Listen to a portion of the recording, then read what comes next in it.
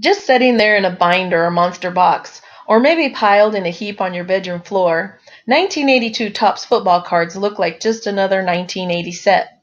But there were much more than that for collectors of the day. See, in the fall of 1982, after a lot of chest thumping and bluster on both sides, the NFL players went on strike. They stayed that way for 57 days, long enough to wipe out 7 full weeks of the season. When things finally got rolling in November, it was a 9 week sprint to the finish, filled with ill will and uneasiness all around.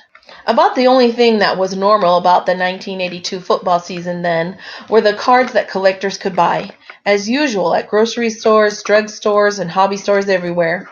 In wax pack land then, everything went on as normal. And the players were all there. The stats were in full bloom. The action on the field was eternal. And that's one of the beauties of this hobby. No matter what is going on in life, you can grab a stack of cardboard rectangles and find some grounding, some escape, if even for just for a few minutes. In that spirit, let's escape for just a few minutes into the depths of the most valuable 1982 Topps football cards, as culled from the PSA Sports Market Report price guide.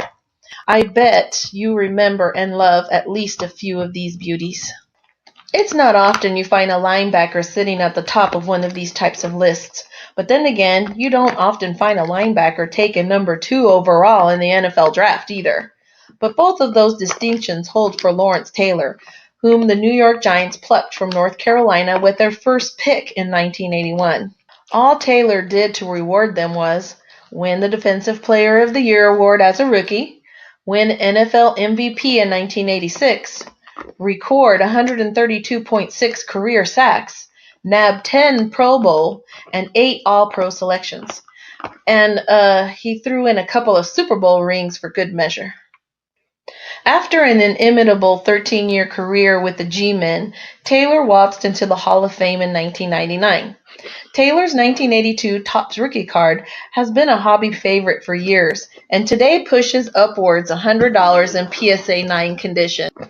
6 lots down from Taylor in that 1981 draft sat Ronnie Lott, a fast, physical defensive back from USC.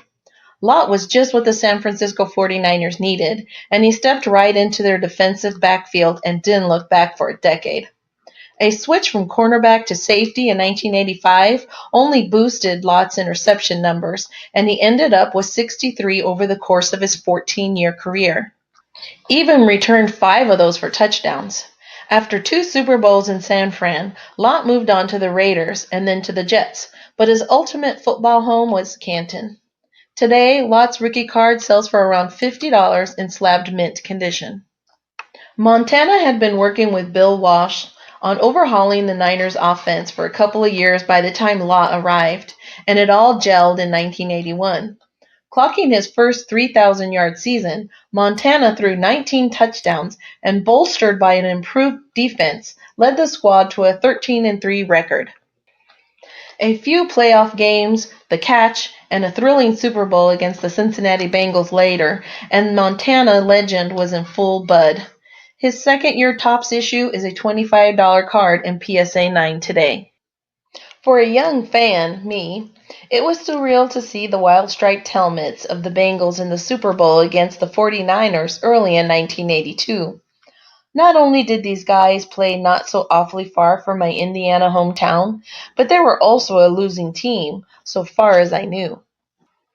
But Coach Forrest Gregg had a plan, and a big part of that plan was to plant 1980 first-round selection Anthony Munoz at left tackle and let quarterback Ken Anderson work with Pete Johnson, Cris Collinsworth, and other defensive weapons to put up some points.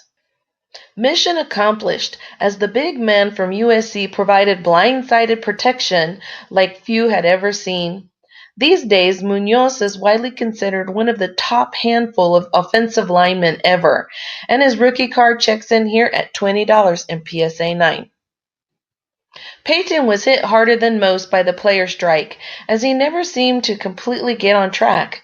The Bears' great averaged just 66 yards per game in that short season. Never fear, though, because Sweetness had 4 more 1,000-yard seasons on those legs of his, not to mention a slew of records, a Super Bowl ring, and a 1993 induction into the Hall of Fame. Peyton cardboard is popular whenever it appears, and this 1982 Topps card checks in at $20 in PSA 9.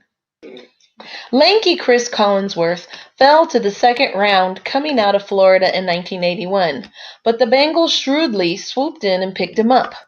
Teaming with Anderson, Johnson, Munoz, and other young Bengals, Collinsworth pulled in 67 catches for 1,000 yards as a rookie that fall, helping Cincy all the way to the Super Bowl. They'd get back to the Promised Land, where they again lost to the Niners in Collinsworth's final season in 1988. In between, he picked up 3 more 1,000-yard seasons and 3 Pro Bowl selections. Collinsworth has spent most of the last 3 decades in the broadcast booth, visibility that helps keep his rookie card in the $10 range for PSA 9 copies.